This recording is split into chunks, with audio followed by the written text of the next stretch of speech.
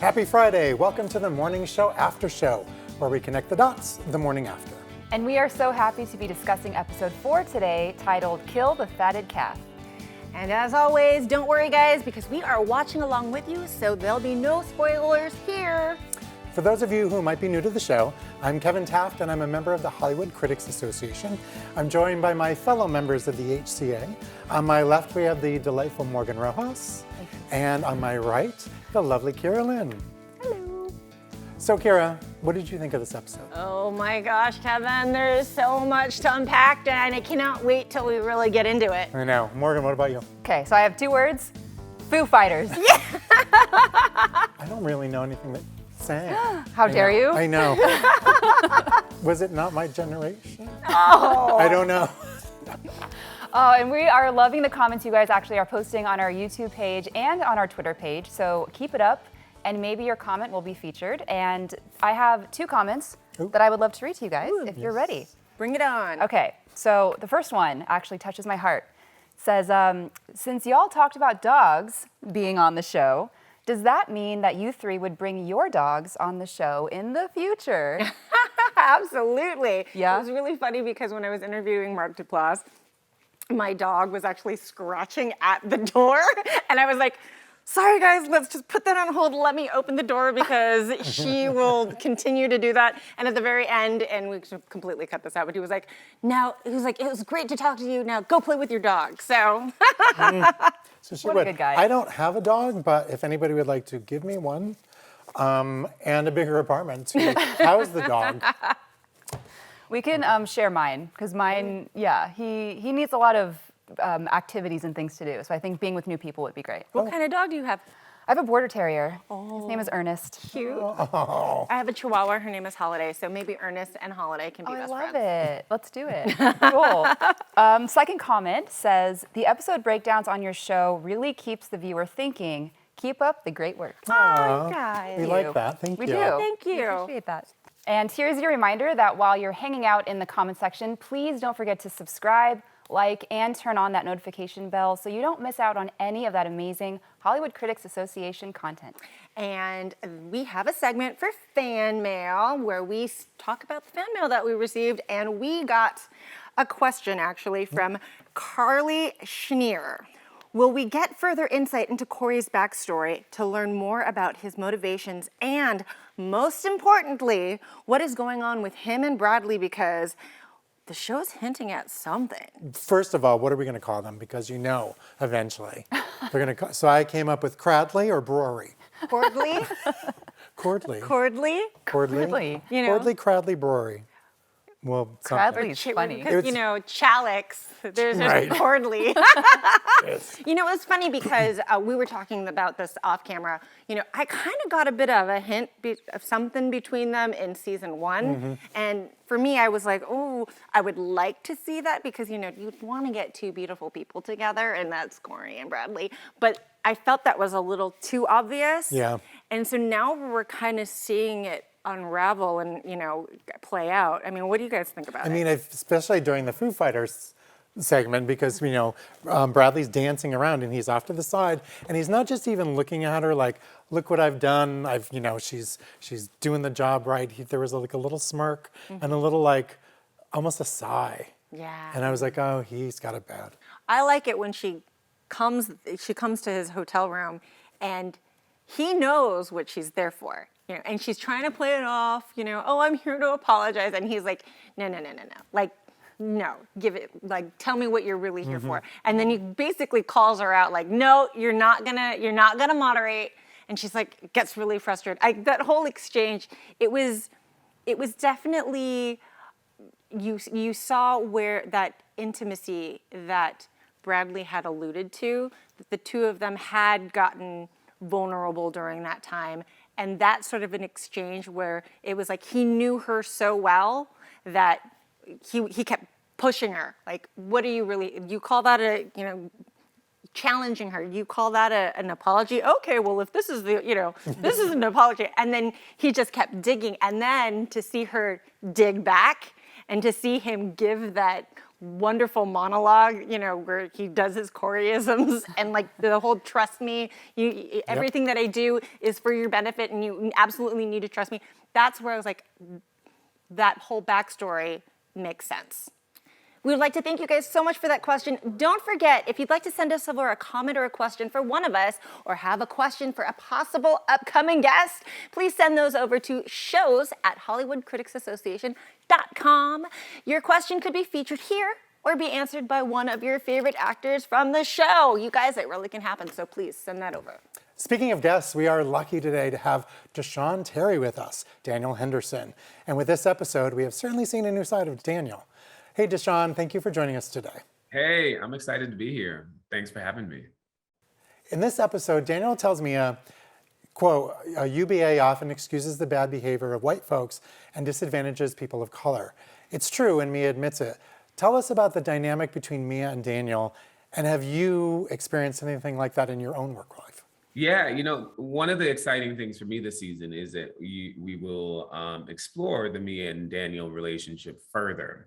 And I think what's happening when Daniel does his call out is you guys will see how it goes throughout the season. He calls out multiple people.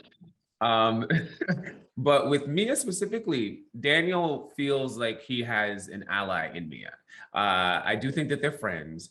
And so, especially with Mia having this new found power being promoted for second season, I think Daniel is particularly excited this time, and he feels as if UBA can change. And part of that change then would be what's happening with Mia. But already, as we have seen from episode 3 and 4, it's not quite going the way that Daniel thought it was going to go, because Mia and Daniel are not always on the same page. And so and in terms of like, have I experienced that before? Yeah, 100%, right? The entertainment industry is this, right? I've definitely experienced what Daniel's talking about in terms of systemic racism. I mean, that, every Black person in America, they may not disagree with me, but I believe every Black person in America, or any person of color, that's the system that we're in. So I definitely experienced that. But specifically what I feel is happening here with me and Daniel is that sort of idea of someone that you feel might be on your side or in your corner, may not be. And I think Daniel is learning that in this episode, and that has a tremendous impact on him. Well, in this episode, Stella tells Mia that Daniel doesn't have that it factor.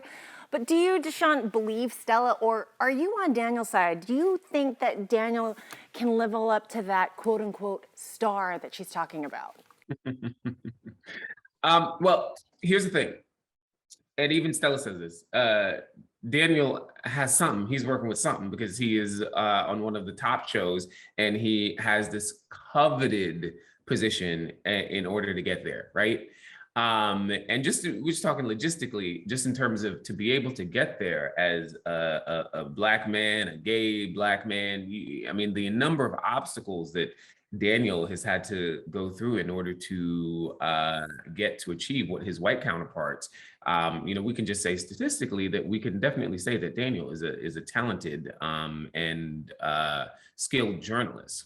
Now, the thing, and I wish Daniel had said this, I wish he would have said this whole idea of the it factor, like, what is that? I mean, if we just look at that historically, that's it has a huge connection in terms of proximity to whiteness. And I think that that's what Daniel perceives when Stella says that, because he says that, no, that whole concept, I don't remember his exact words. He's like, well, maybe she's saying that because she is a bigot. So Daniel feels as if that whole perception is actually skewed, and that's something that, historically has definitely been used to like keep Black folks out of the media. So I do think, though, at the end of the day, we're all human beings, right? And so we are, and that's one of the things I like about the morning show, is that these people are imperfect. So I think that there's definitely opportunity for growth in terms of Daniel, who he is. But I think it actually is some sort of maybe internal growth that Daniel needs to find. And we'll see what happens in the season that will sort of like really drop him into his place. But I think some of the things that are at play at UBA does impact Daniel. But ultimately, I gotta say, like, I think the it factor is bullshit. And that my boy is really, really talented and deserves a seat at the table. So I'm curious, in your everyday life, do you watch network news? And if so, do you watch it with a more critical eye now that you've played Daniel and you kind of see what a newsroom is like? 100%. I watch network news. And I definitely, it's like, it's one of those things where I'm so glad that I'm not a chef, because if I was a chef, it would ruin food for me, right? Because when you become that thing, then you're looking at it at a critical eye.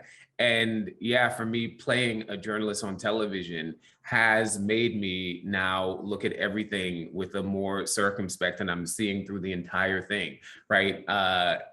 One of the things I've done in researching is I visited a couple studios and things like that. And so having a sense of what we're seeing on the camera and what the journalist is actually doing, 100%, it makes me look at it completely differently. It also makes me even that more vulnerable to the voices of color and the platforms that we do have out there, to understand the level of obstacles and how difficult that job is.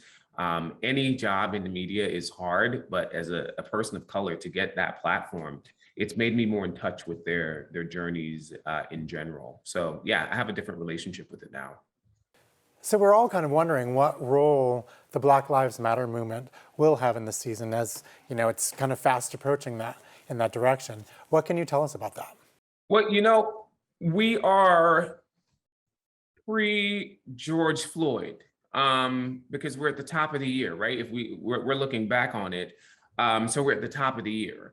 So I think Daniel is moving out of the country has not had the mobilization that it had when we ended up in quarantine. So Daniel is still very much so moving out of his own personal understanding of the workforce and just his own personal, political or socio-political beliefs.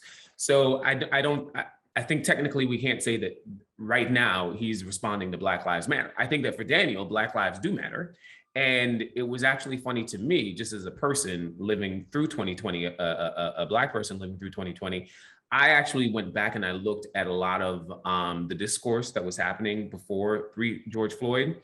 And I found a lot of people who were being this super critical about our system, and found so many books that were just leading us exactly where we were in terms of really disseminating what's happening sociopolitically. And when I went back and looked at it, I was like, oh my God, why wasn't I reading this before George Floyd, right? So I feel like Daniel is one of those people, one of those journalists that were out there, like Zakiya Alexander, whose book that I forgot the name of her book, but the work that she does, where I feel like it contributes to the discourse. And so I see Daniel as in that sect as one of the precursors that's going to, it'd be interesting to see if and we see that actual movement where Daniel lands within all that. But I think he's kind of a precursor to it, technically, because we're not in Black Lives Matter as of yet, at least how it mobilizes the country. Okay, so who would Daniel go get after work drinks with? I'm so curious. Before episode 3 and 4, it would have been Mia, but we might not be getting drinks anymore. I think, who I think he hangs out with? I think he hangs out with Yanko and Ty, right? Maybe even, wait, no, I was going to give a spoiler right there. Yeah, I feel like the newscasters like Yanko and Ty, the people who were sort of like the B newscasters, I think we all go out, and Allison, of course, Allison is like his work wife. I think they all go out after work and drink and, bitch and complain about Alex and Bradley and all that stuff. Like, that feels authentically right. And Mia a little bit, but more so I think that the work family is amongst the newscasters. Desean, how was it shooting those Wuhan scenes at the height of the pandemic? The Wuhan scene, AKA the scene that keeps getting rescheduled. That's what I think about it. So the funny thing is, as soon as I got the script saying that we were gonna, that I saw that Daniel was going to Wuhan, I did text the production, I'm ready to go to Wuhan in real life.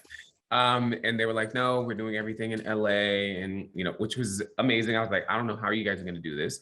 And the production, the art director, Nelson Coates, who is so fantastic, found these locations, and oh my God, they transported us into Wuhan, China in a matter of days. And it had to be days, because here's why. We were trying to shoot a group scene, and we were dealing with the volatility of the pandemic. And so there were a couple times when we had to reschedule because it just wasn't a good idea to have a group scene based off of the COVID numbers. So we had to reschedule it a couple times, and then eventually we got it done. We shot that, I think we shot the bulk of episode 3 all together, and that was one of the lingering scenes. The group scenes had to be rescheduled because of also with the COVID numbers and what we were getting. So it was cool. I felt safe when we did it because we took so many precautions to get there.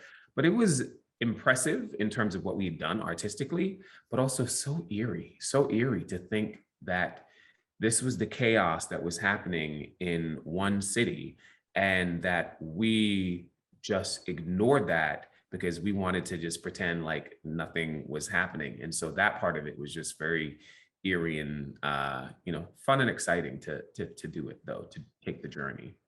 Okay, so we have to talk about the song. What was going through Daniel's head, and what was it like for you to perform it? First of all, it was fun, but I do have to say, I have to just put it out there that I am a better singer than Daniel, just so everybody just understand that, okay? The song was fun. And we went through different versions of it. We had different ideas of what was going to happen. We even had different songs. And then what we landed on, and I'm really happy with where Carrie landed on, is that it turns out to be this just messy,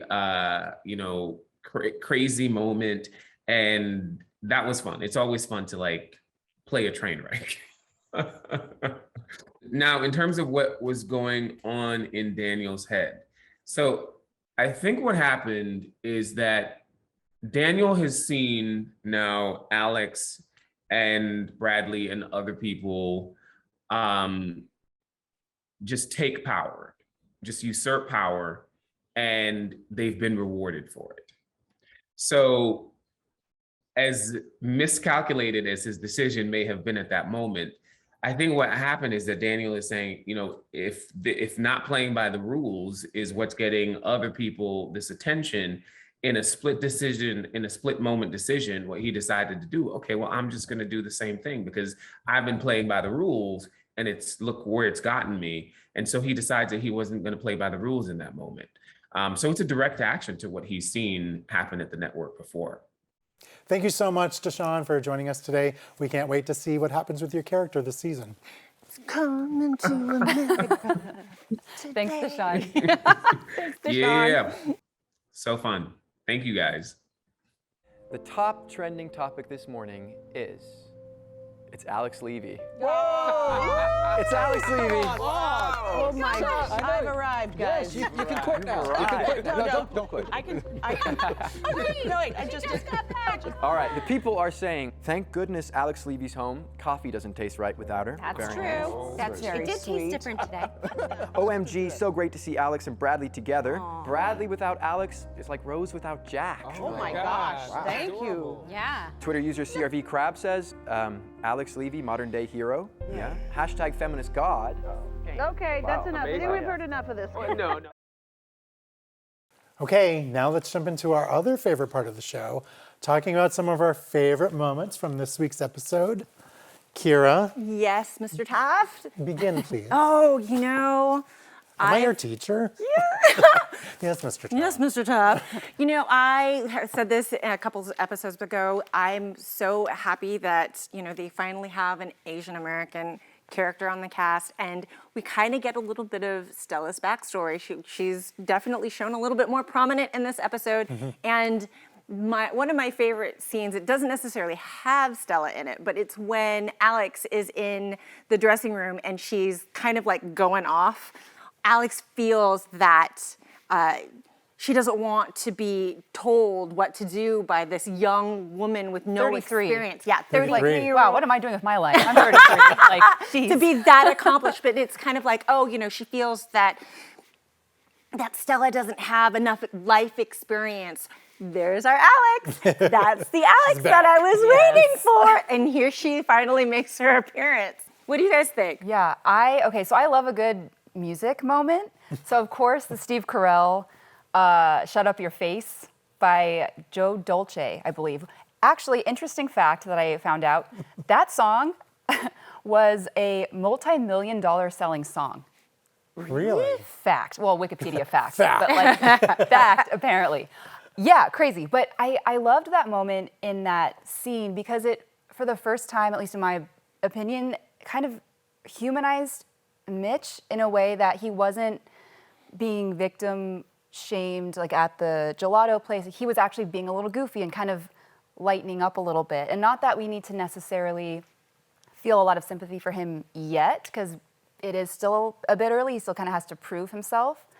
But I liked seeing him happy and singing and dancing and kind of getting a little bit more comfortable with his new reality and his new, life as it is right now. Right. Yeah. Which it brings up my favorite moment, was Mitch and Paola. So I love their chemistry and their dynamic together. And I was fascinated by the scene when she goes in to kiss him on the neck. And he was like, no. Yeah. While it's hard to feel bad for men and or women that do the things that Mitch did in the past, they're still human beings. They're flawed, but we all are. And then when do we allow for the forgiveness? But to see him so afraid of, they're not even working, they're kind of working together, but not in an official capacity. And him still afraid, like, it was trauma. Like that little simple action, how fast he stiffed up and was like, don't do that. So what about Mitch's wife calling him? The news that Hannah is in the middle of this smear campaign that is being sent to different outlets to see who's going to pick it up, and Mitch kind of loses his mind and gets really upset. I thought it was interesting how, he's trying to convince Paige that he's not behind it, and that kills him. That, he's trying to convince her, I have nothing to do with it. Right. And you can hear Paige on the other line going, I don't believe you. Right. That's where Mitch ends up calling Corey to, tell him what's going on. And I like that exchange between the two of them. They were kind of, battling each other. Corey was, getting on Mitch's case, like, oh, you definitely had a hand in this. And then Mitch basically going, well, yeah, I'm the bad guy. I get it. I'm doing my time. Basically that sort of, I liked seeing them kind of go at it because you hadn't really seen that since. Yeah, this was the first time I felt that Corey was kind of on the receiving end of a harsh talking to, and it was interesting to see. He kind of cowered back a bit. I felt like Mitch really took control of that conversation, and hopefully, Corey's able to find out who leaks the story and stops it. But I was proud of Mitch in that moment. Yeah, to kind of piggyback off of that, a whole taking responsibility and learning, and that he's now learning something.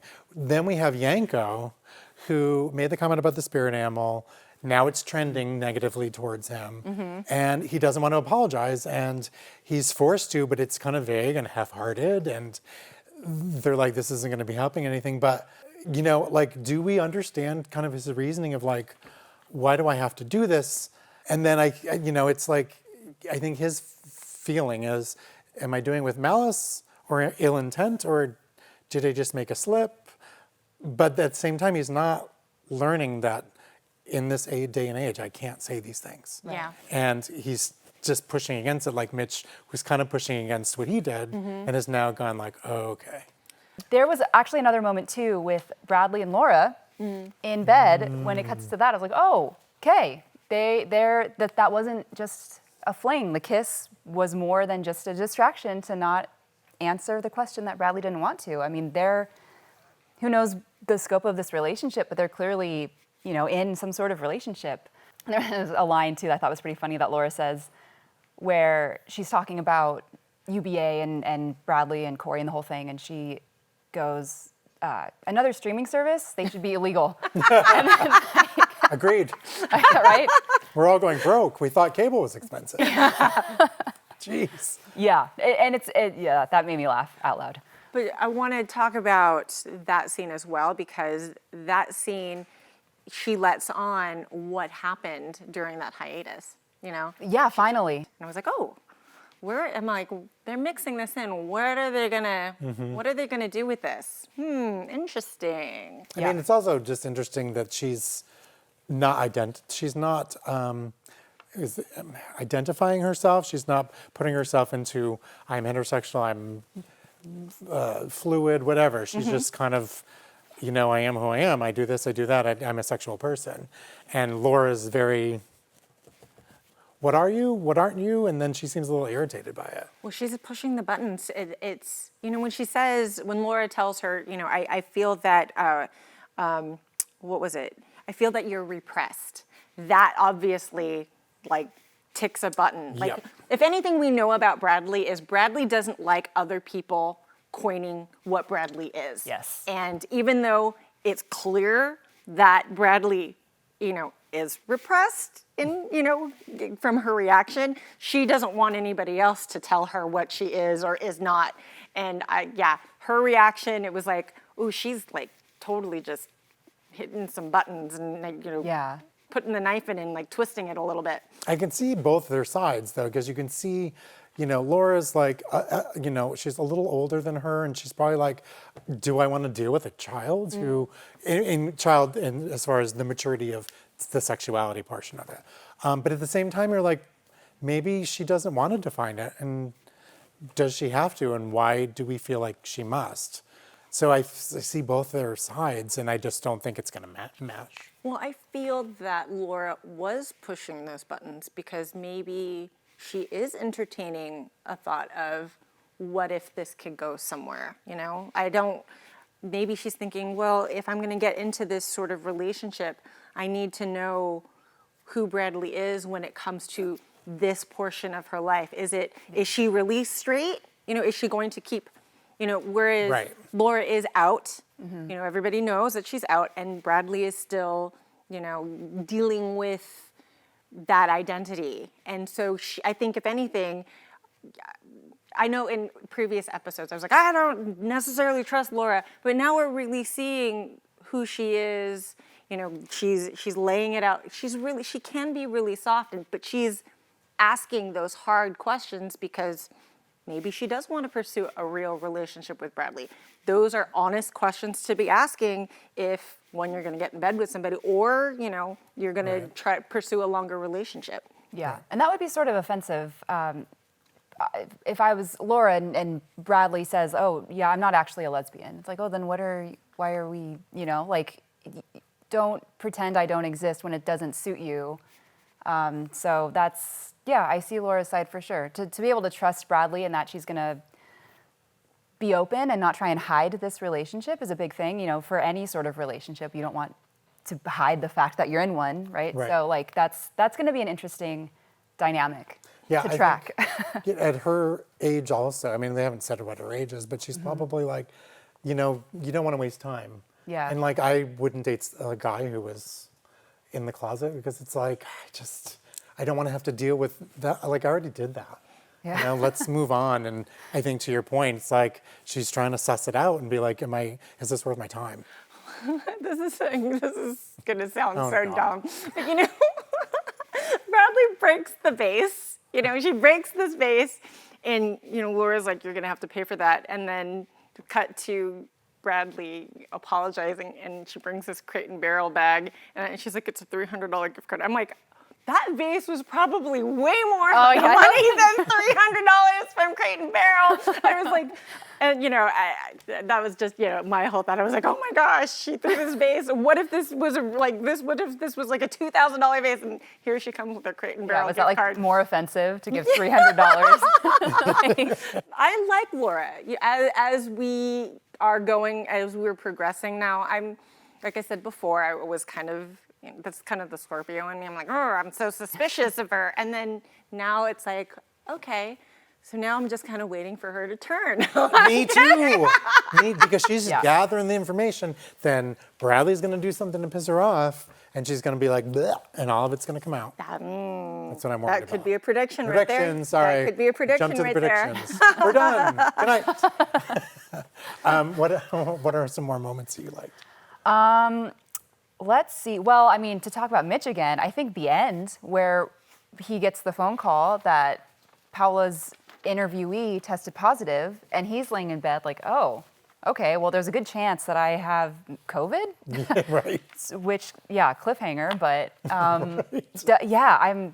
What do you guys think? I don't know. What do I you hope think? not. I mean, somebody's gonna get it. I know. But, I mean, it could be him. Well, I could see how that would work as a storyline. Like, he's going to somehow try to right his wrongs and then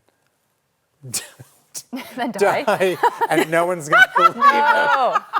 Or he becomes a martyr. I don't know.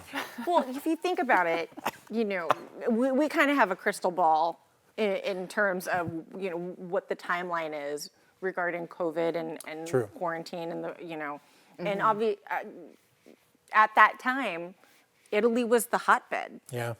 Before it really kind of came here to the U.S. So the likelihood that they have COVID is really high. Like for them, they may not think anything of it, Right. maybe because they're all locked in, the luxurious Lake Como or whatnot. But the possibility is high. I just had a prediction. Oh, I did too. As Did you're you? talking, you go. Okay, you're my welcome, prediction guys. is, thanks, Kiyra, is that they're going to, so she's working on a documentary. Mm-hmm. He's going to have to finish it because she's going to die. That was not my prediction. Oh, we're jumping forward, but who cares? This is good. What do you got? Well, I feel like maybe he's going to get it, and it's going to make international news because he's still this figure, and then UBA is going to be like, oh, we need to cover this, and that's going to be the tie-in to go back. Oh, that's good UBA. too. Maybe it'll be all of it. Maybe. Well, I guess we can move on to predictions, even though we've kind of blown our predictions already. But back to Daniel. What was going to happen to him? Because again, what was Stella doing in his office? But his talk with me was really eye-opening, and it's interesting to see her put aside her, I guess, personal needs with her career needs, and knowing she's doing it and even admitting it to him, saying, like, I know that I'm doing these things, but I feel like she feels backed into a corner. But I do feel like if we get to the Black Lives Matter thing, then she'll either turn or the two of them will butt heads on what they believe and not believe. It'll be interesting to see. Interesting. I predict there's going to be a weird love triangle between Corey, Laura, and Bradley. Yes. Like, yeah, Could be. that's For all sure. I'll say. I'm just worried about their dynamic because it seems a little Yeah. mother-daughter at the moment, but Right. who knows? Who knows? So, I really liked that showdown between Corey and Stella on the phone, and it showed how cool and collected a little bit of that, Lucy Liu, a little bit of that Lucy Liu. But I really feel that, she definitely has more to say. And so whether or not that showdown is going to be with another one with Corey, or maybe another higher up, I don't know. But yeah, she definitely, there's more to Stella. That's what I'm predicting, because she's obviously super smart. She's awful, she's young for somebody in her position. So just to have, like, it's like setting it up for something good. What that good is yet, I don't know, but I'm rooting for it. Yeah, well, something's bubbling for sure. She's Yeah. keeping a lot in, and she has to explode at some point. I agree. Well, you could go on and on and on about this episode, clearly. Yes. But our time is up. That brings us to the end of the show. Please don't forget to like, comment, subscribe, hit that notifications button. You can tweet us at HCA Critics and follow us on Instagram at Hollywood Critics Association. Thank you for joining us here at the Morning Show After Show. I am Kevin Taft. I am Morgan Rojas. I'm Kiyra Lynn. And this is the Morning Show After Show. See you next week. Bye. Good job, guys. Finger gun.